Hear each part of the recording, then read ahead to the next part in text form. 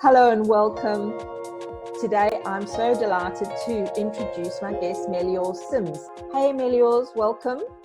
Hi Bev, thanks for having me on your show. Yes, I look back, it was 2017. Can you believe it?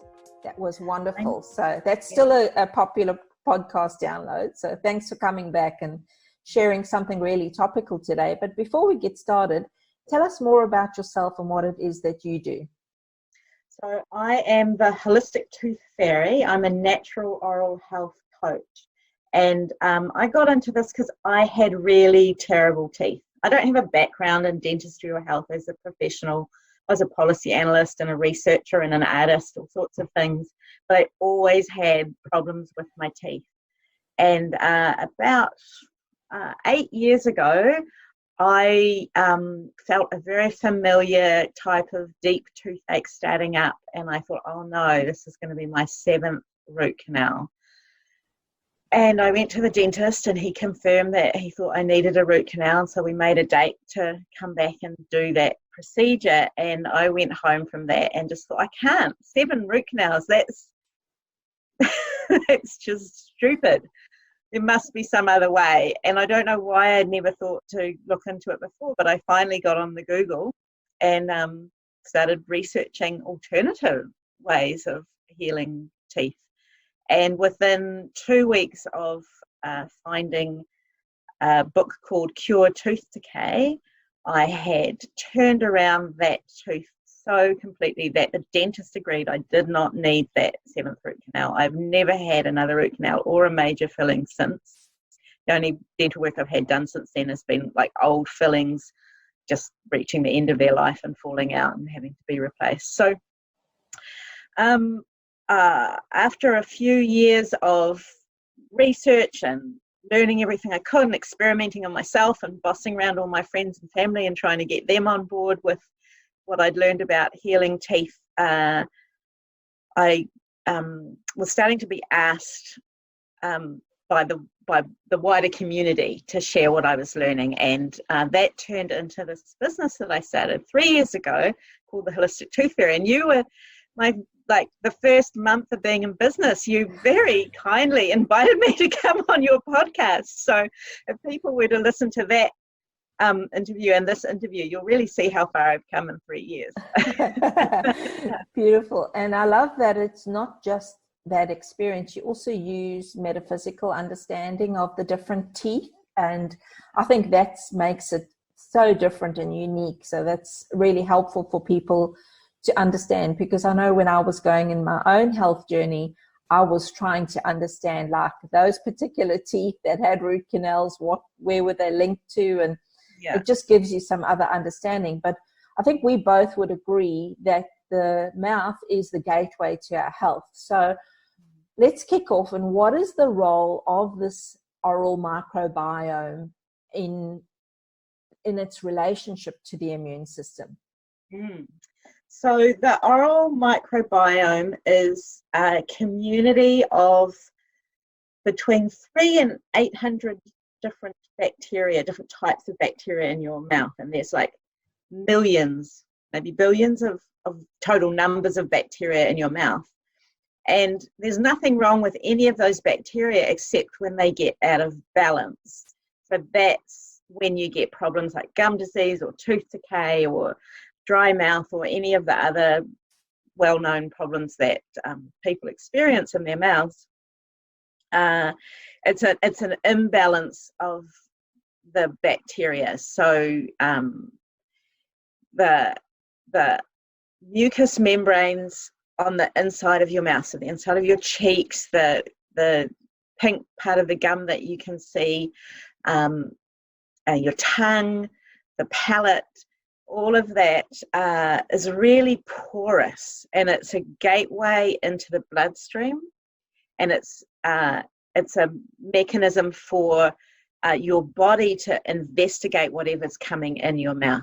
Breath, food, liquids, pollen, particles, anything that's coming in through the mouth is kind of investigated by the body via these mucous membranes. So they're like a little computer in a way, making sense of the world. You know how babies always putting everything in our mouths. Well, as adults, we're not doing that in the same way, but the body is still kind of on that path, that journey of discovery. So there's saliva is like a major player in the immune system. And also inside each individual tooth, there's like a little individual immune system operating inside each tooth. And it's a very complex system. There's more nerves in the jaw and in around the jaw than anywhere else in the body. They're really densely packed and they're really fine. That's why you feel toothache so intensely if you do have problems. Inflammation is probably the most well understood impact on our health, and that is the result of the immune system being triggered by bacterial imbalance, dysbiosis in the mouth, or by foreign things coming in. And we get inflamed in the gums. A lot of adults are very familiar with that feeling of inflammation, where your gums bleed when you floss, or they look puffy and they either get really bright or really pale. You get ulcers, you get abscesses, things like that. And those kinds of inflammation can get into the rest of the body. So the bacteria that lives in your mouth, that only lives in your mouth, has been found like on the heart when there's been heart disease, in the gut, which makes more sense because you're swallowing down bacteria from the mouth into the gut all the time. That's not actually such a big deal most of the time because the whole system is set up to take oral bacteria into the gut. But it's when it's getting into the heart or the lungs or the brain or the joints, that's when it's a real problem. So inflammation in the mouth can cause inflammation elsewhere in the body.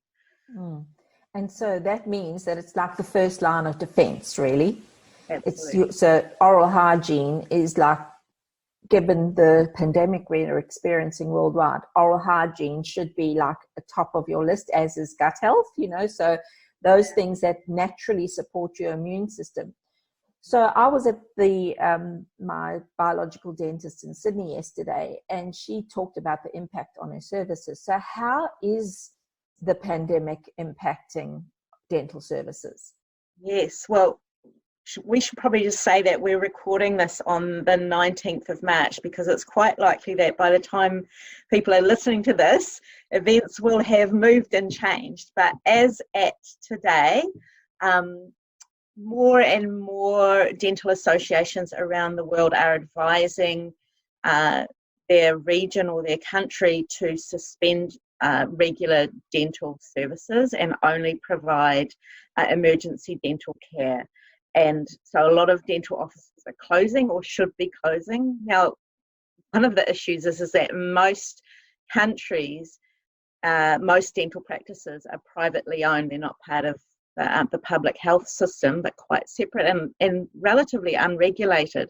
And so even though this advice is coming out from the dental associations, I'm seeing quite a number of dentists that I'm aware of still continuing to advise their clients that there's nothing to worry about, come in for your checkup or your cleaning, business as usual. So I really want to stress that the advice from the CDC, from the dental associations, is that unless it's an emergency, you shouldn't be going to the dentist.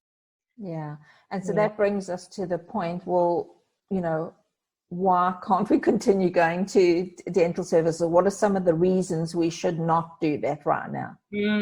So there's reasons that are for protecting our health, and there's reasons that are protecting for other people in the clinic's health, and then there's reasons for protecting the wider community that we're part of.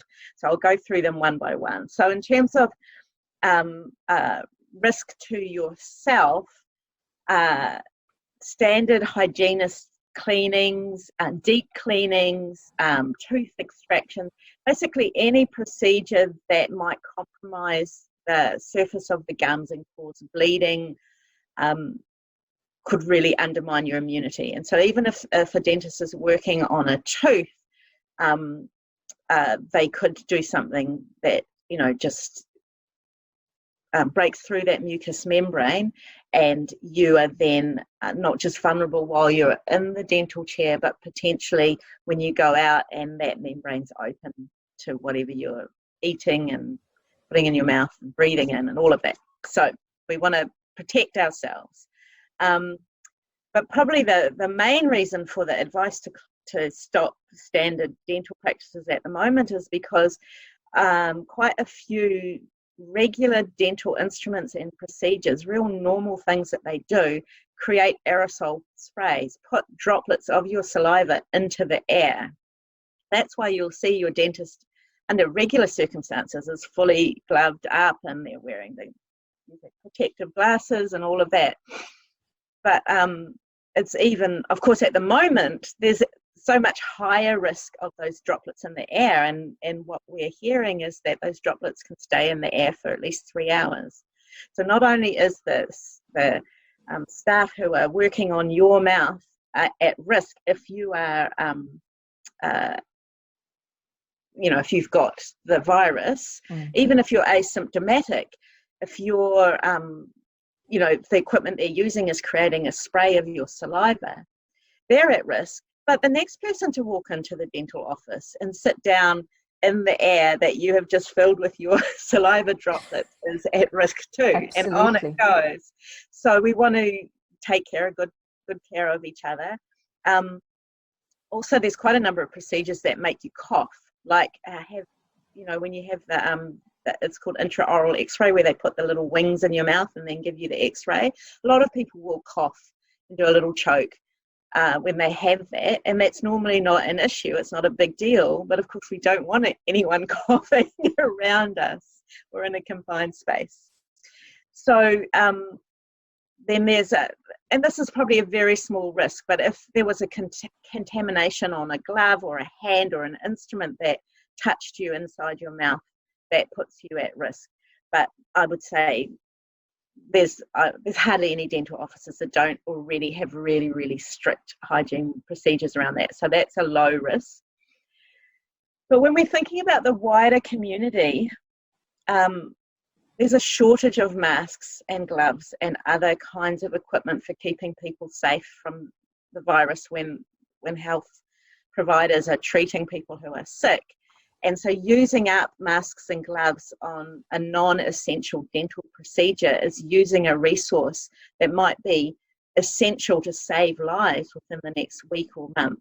So we'll just step back and let the people who really need those masks and gloves be using them. And last but not least is let's keep the dental waiting rooms empty. I don't want to sit in a room with 6 other people breathing their air and touching their surfaces unless I absolutely have to. So those are my five main reasons why we shouldn't go to the dentist. Even if your dentist says it's okay, you can be sure that their governing body is giving them the advice. If they haven't already, will be giving them the advice soon that it's not okay. Yeah. No, thanks for that. That's really helpful, because the other thing with the mask, which I don't think many people realize, is a standard mask is not what they call droplet proof. No. So actually people walking around the city with their mask on, they are not microscopic enough to actually stop the transmission of the virus through that. So it's a false sense of security to have that kind of general mask that you can buy. There, if you had a different type of mask that isn't intended to stop droplet transmission, that would matter. But that's, an aside. Let's talk about teeth. So okay. Let's say we can't get to the dentist. We are needing, some sort of support. But what could we do as preventative maintenance in this period of time? Because we don't know how long this is going to go on for. Mm-hmm. So what we could do at home if we can't get to scheduled cleaning or any checkups. Yes. So there is heaps we can do at home in terms of prevention and maintenance.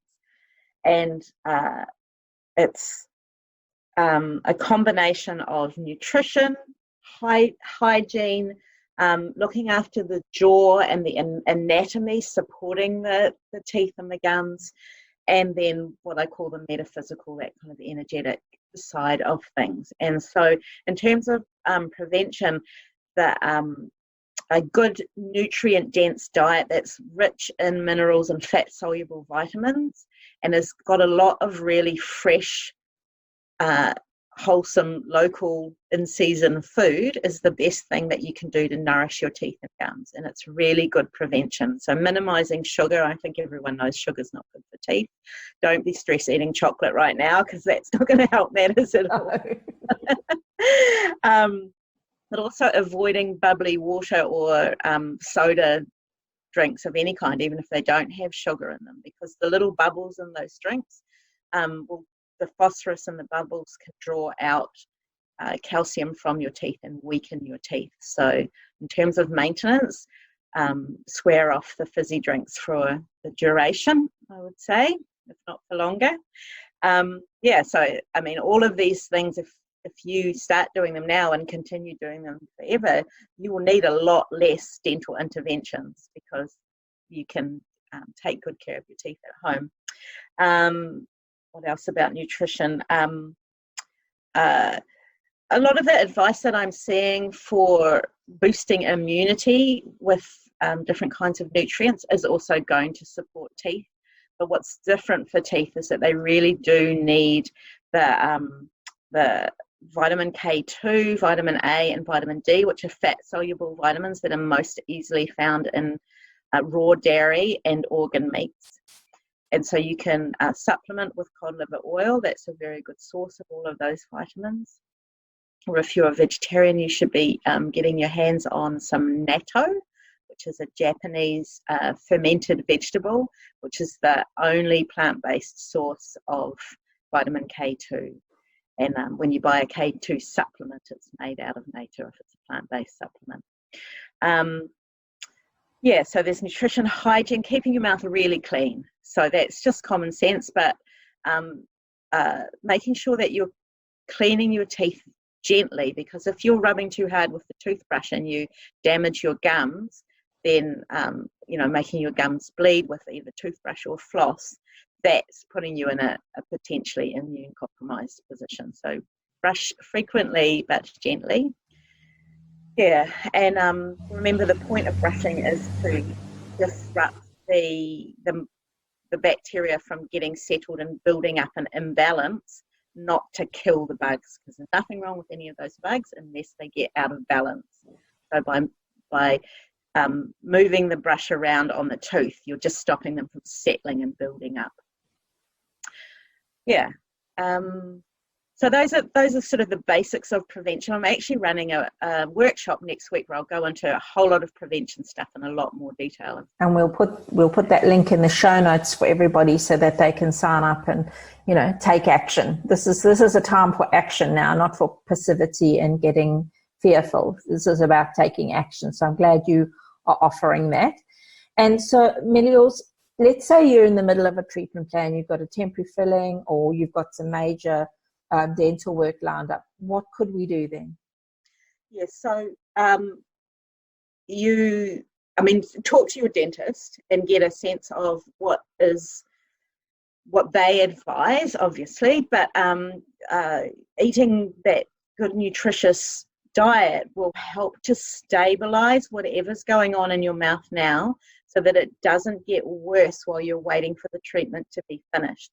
Temporary fillings, if taken care of, can actually last for years. It's not ideal, but if you stay away from really hard and really sticky food and don't eat silly things like popcorn is so bad for knocking fillings out and for compromising your gums, if you've ever cut your gums on a piece of popcorn. So if you're worried about your teeth, if you've got an issue going on at the moment, stay away from popcorn, hard foods, sticky foods.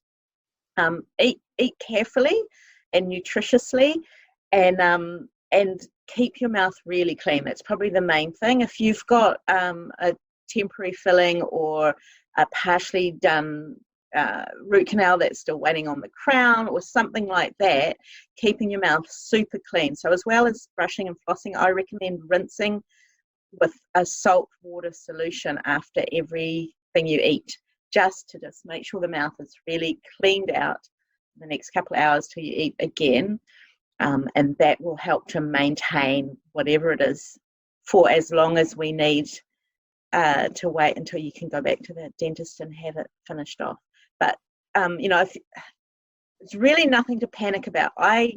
In my work as a holistic tooth fairy, as a health coach, an oral health coach, I see a lot of people who have got such great fears and trauma around the dentist that they literally haven't been for years, sometimes decades, sometimes with half-finished dental work in their mouth. It's really not unusual for people to come to me. And so part of what I do is coach them into a point where they can go to the dentist and finish the dental work. But the point that I'm bringing that up for is that dental work can last. Even temporary or partially done dental work can last and stay stable for a really long time if you take good care of it.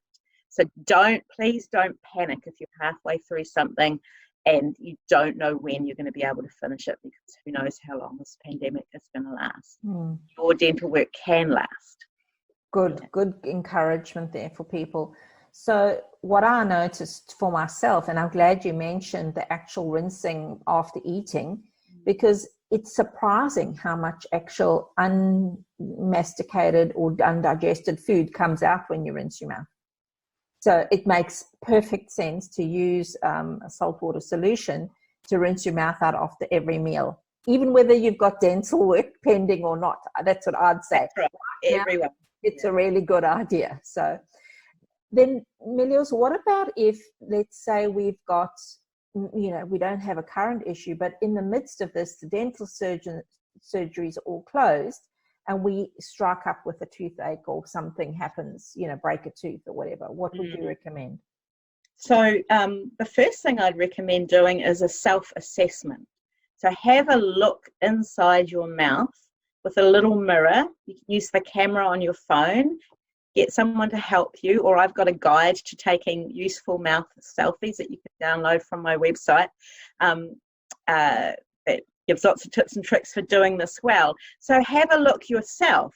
Can you see a cavity? Can you see a crack? Can you see a filling has fallen out? Like, try and figure out if there's a surface issue visible that you can associate with the pain.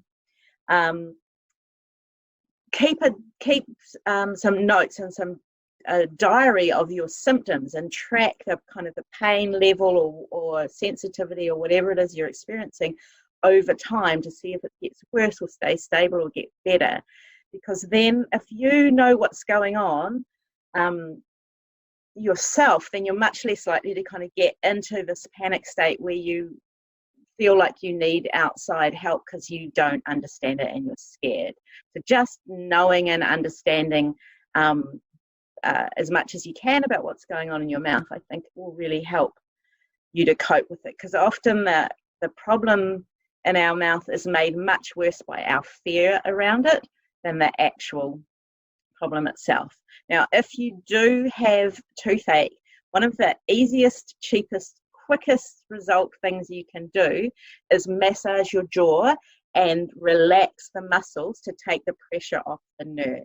Now, obviously, that doesn't get rid of an infection or an abscess or inflammation, but it will very often help relieve the pain. And it's one of the things that my clients, think I'm a miracle worker because I teach them this little massage and suddenly they don't need a root canal because it stopped hurting. It's very satisfying. So I'm just, by the time this podcast goes out, I'll just put a new updated version of the video of how to do this jaw massage onto my YouTube channel. So I'll have the link to that too. Awesome. So follow along and learn that.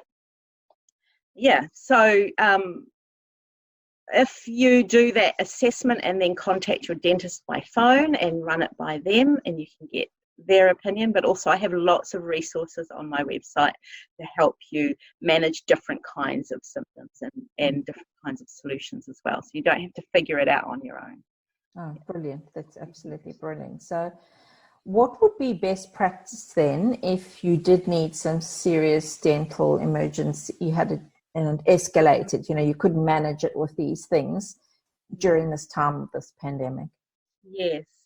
So I think anyone that listened to the start of our conversation about this and the risks involved in getting dental work done will be really, doing their best to avoid an emergency. But if you're absolutely unable to last with the situation in your mouth, and a dentist would likely consult with your primary care practitioner, your doctor, and with